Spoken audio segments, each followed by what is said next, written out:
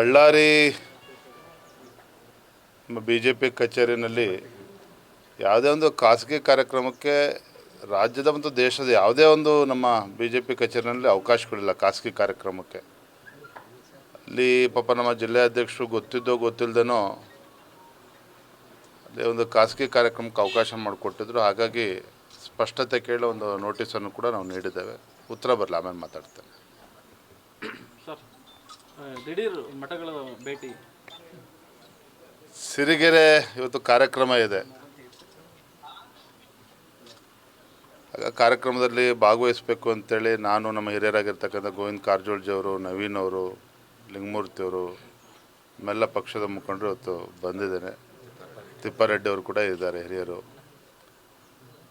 ಯಡಿಯೂರಪ್ಪನವರು ಮೊನ್ನೆ ಬರಬೇಕಾಗಿತ್ತು, ಅವರು ಬರೋದಕ್ಕೆ ಸಾಧ್ಯ ಆಗಲಿಲ್ಲ. ನಾನು ಗುರುಗಳ ಅಪೇಕ್ಷೆ ಅಂತ ನಾನು ಕೂಡ ಕಾರ್ಯಕ್ರಮದಲ್ಲಿ ಭಾಗವಹಿಸ್ತಾ ಇದ್ದೇನೆ. ಈ ಮಠಕ್ಕೆ ಭೇಟಿ ಇಲ್ಲ, ಇವತ್ತು ಚಿತ್ರದುರ್ಗ ಅಂತ ಹೇಳಿದ್ರೆ ಎಲ್ಲ ಸಮುದಾಯದ ಮಠಗಳು ಇಲ್ಲಿದ್ದಾವೆ, ಗುರುಗಳು ಪರಮ ಪೂಜ್ಯರಲ್ಲಿದ್ದಾರೆ.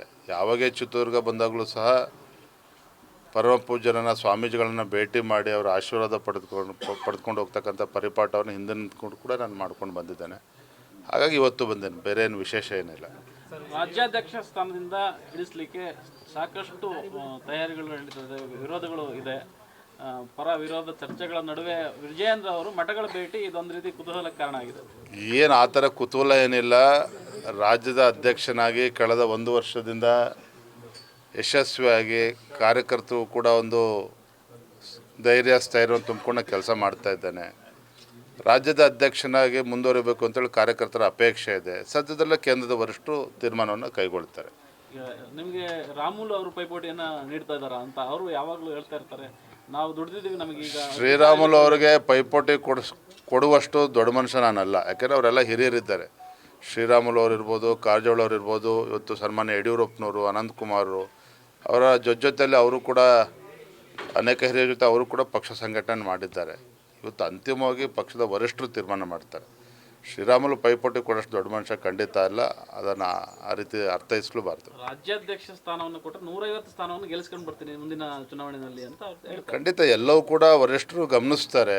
ಯಾರಿಗೆ ಕೊಟ್ಟರೆ ಪಕ್ಷಕ್ಕೆ ಒಳ್ಳೆಯದಾಗ್ತದೆ, ಜಿಲ್ಲಾಧ್ಯಕ್ಷರ ಅಪೇಕ್ಷೆಗಳೇನಿದೆ, ಶಾಸಕರು ಹಿರಿಯರ ಅಪೇಕ್ಷೆ ಏನಿದೆ, ಅದೆಲ್ಲ ಆಧಾರವಾಗಿ ಇಟ್ಕೊಂಡು ಪಕ್ಷ ತೀರ್ಮಾನ ಮಾಡ್ತದೆ. ನಮ್ಮ ಪಕ್ಷ ಏನು ತೀರ್ಮಾನ ಮಾಡ್ತದೆ, ನಮ್ಮ ಹೈಕಮಾಂಡ್, ಅದು ನಾನಾಗಲಿ ಮತ್ತೊಬ್ಬರು ಎಲ್ಲರೂ ಕೂಡ ಭದ್ರಾಗಿರ್ಬೇಕಾಗ್ತದೆ. ಅದನ್ನು ಮಾಡ್ತೇವೆ. Thank you. ಜಿಲ್ಲಾಧ್ಯಕ್ಷರ ಆಯ್ಕೆ ಸಂದರ್ಭದಲ್ಲೂ ಕೂಡ ಸರ್, ವಿಜಯೇಂದ್ರ ಅವರ ಬೆಂಬಲಿಗರಿಗೆ ಅವಕಾಶ ಕೊಡಲಾಗ್ತಾ ಇದೆ.